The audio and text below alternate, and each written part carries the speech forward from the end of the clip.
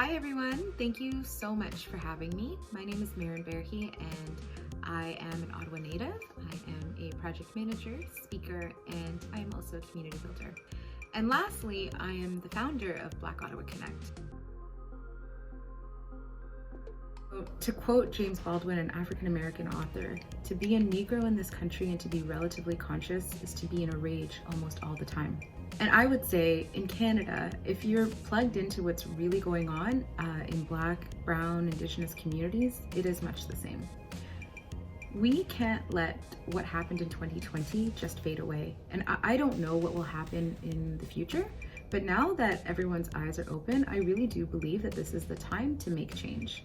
I think many are struggling with potentially, new information that they may not necessarily know how to handle, but I think we have to use the momentum that was created by the events of summer 2020 to create long-lasting changes for the Black community.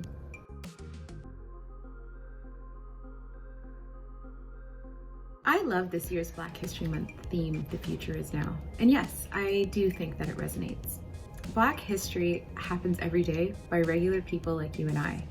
I recently was reading a book by Elaine Welteroth called More Than Enough.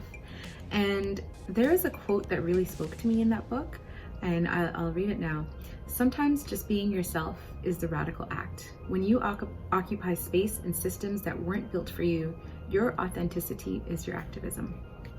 For me, that quote just seemed to reiterate what I was feeling at the time.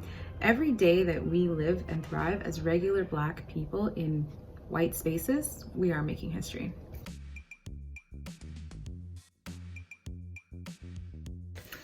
A Black woman from recent history that I think about a lot is Henrietta Lacks. She was a young African-American woman and mother who in 1951 died of an aggressive form of cervical cancer. Her cells were taken from her by her doctors without her knowledge or consent, and when they discovered that her cells were extremely rare, her cells were shared with researchers all over the world after she died. For me, the Henrietta Lacks story raises a lot of questions about medical and bioethics, about consent, right? About her legacy, and definitely about privacy.